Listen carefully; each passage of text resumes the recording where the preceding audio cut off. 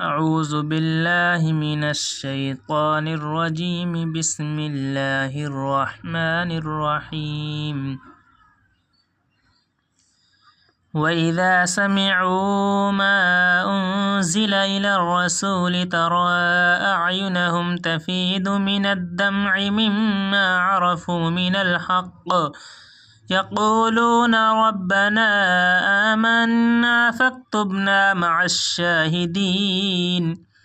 وما لنا لا نؤمن بالله وما جاءنا من الحق ونطمع أن يدخلنا ربنا مع القوم الصالحين. فأثابهم الله بما قالوا جنات تجري من تحتها الأنهار خالدين فيها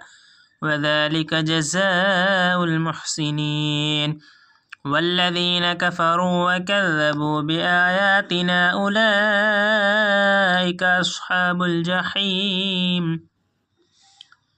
يا أيها الذين آمنوا لا تحرموا طيبات ما أحل الله لكم ولا تعتدوا إن الله لا يحب المعتدين. وكلوا مما رزقكم الله حلالا طيبا واتقوا الله الذي أنتم به مؤمنون.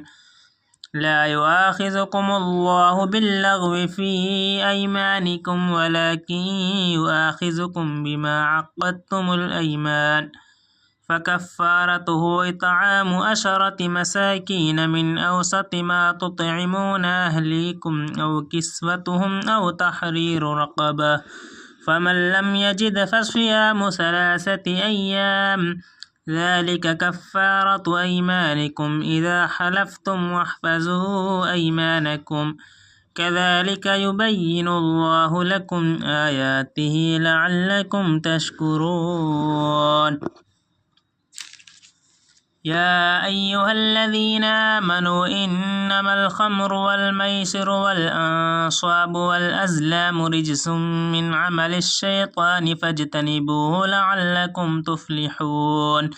إنما يريد الشيطان أن يوقع بينكم العداوة والبغضاء في الخمر والميسر ويصدكم عن ذكر الله وعن الصلاة فهل أنتم منتهون. وأطيعوا الله وأطيعوا الرسول واحذروا فإن توليتم فاعلموا أنما على رسولنا البلاغ المبين.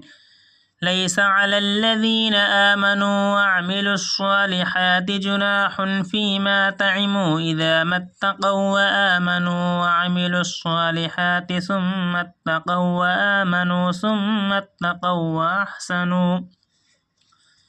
والله يحب المحسنين.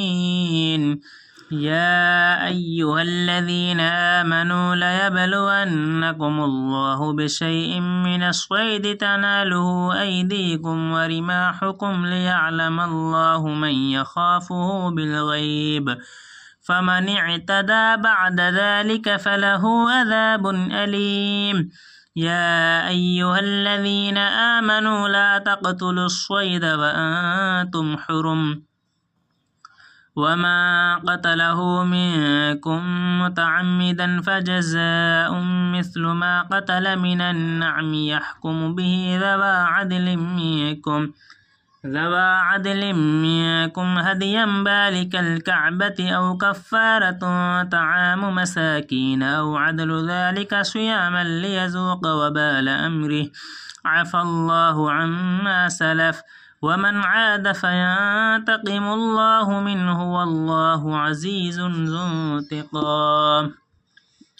أحل لكم صيد البحر وطعامه متاعا لكم وللسيارة وحرم عليكم صيد البر ما دمتم حرما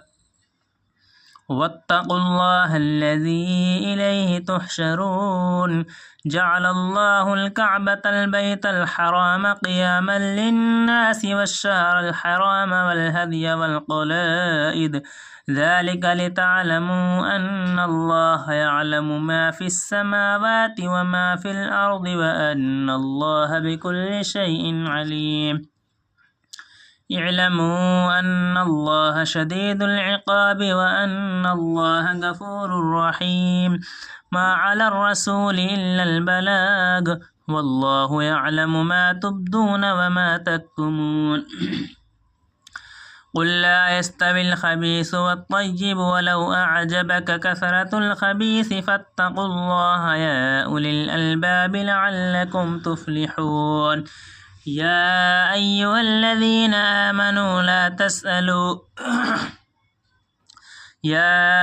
أيها الذين آمنوا لا تسألوا عن أشياء إن تبد لكم تسؤكم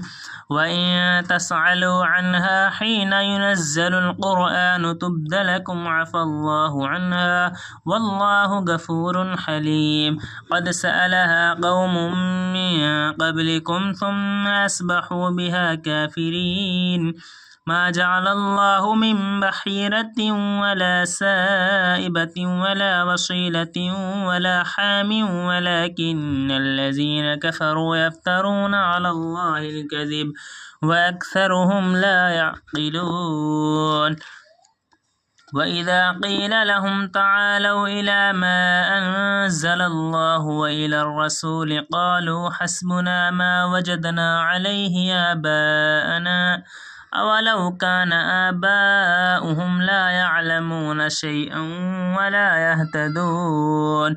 يا أيها الذين آمنوا عليكم أنفسكم لا يضركم ما ضل إذا اهتديتم إلى الله مرجعكم جميعا فينبئكم بما كنتم تعملون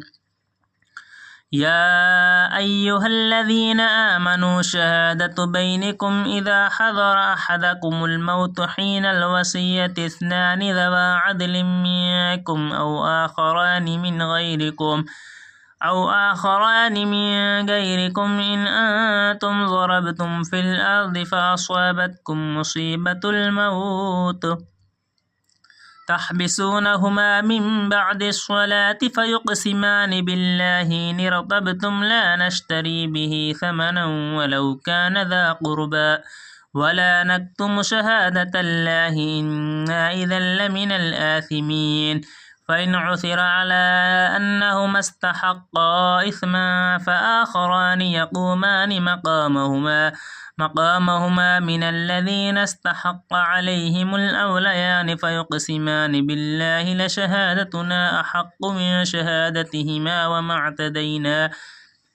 إنا إذا لمن الظالمين ذلك أدنى أن يأتوا بالشهادة على وجهها أو يخافوا أن ترد أيمان بعد أيمانهم واتقوا الله واسمعوا والله لا يهدي القوم الفاسقين يوم يجمع الله الرسل فيقول ماذا أجبتم قالوا لا علم لنا إنك أنت علام الغيوب إذ قال الله يا عيسى ابن مريم اذكر نعمتي عليك وعلى والدتك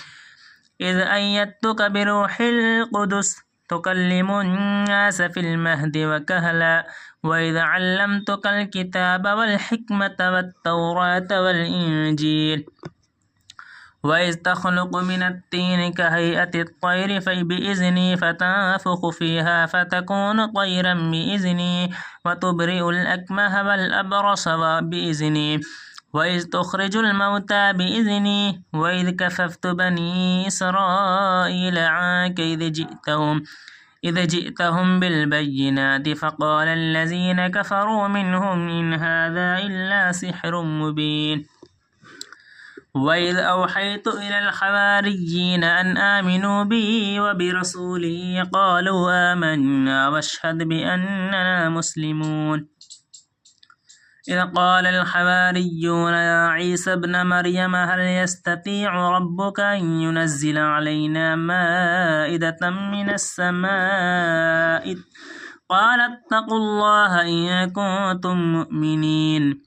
قالوا نريد أن نأكل منها وتطمئن قلوبنا ونعلم أن قد صدقتنا ونكون عليها من الشاهدين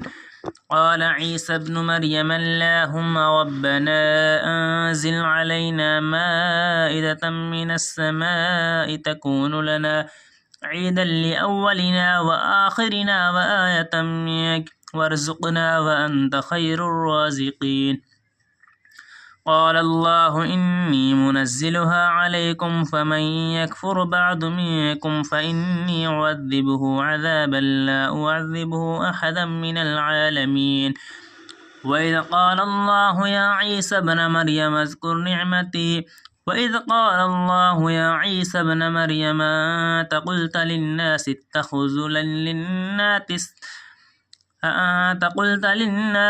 اتخذوني وأمي إلهين من دون الله قال سبحانك ما يكون لي أن أقول ما ليس لي بحق إن قلته فقد علمته تعلم ما في نفسي ولا أعلم ما في نفسك إنك أنت علام الغيوب ما قلت لهم إلا ما أمرتني به أن اعبدوا الله ربي وربكم وكنت عليهم شهيدا ما دمت فيهم فلما توفيتني كنت أنت الرقيب عليهم وأنت على كل شيء شهيد إن تعذبهم فإنهم عبادك وإن تغفر لهم فإنك أنت العزيز الحكيم قال الله هذا يوم ينفع الصادقين صدقهم لهم جنات تجري من تحتها الأنهار خالدين فيها أبدا رضي الله عنهم ورضوا عنه ذلك الفوز العظيم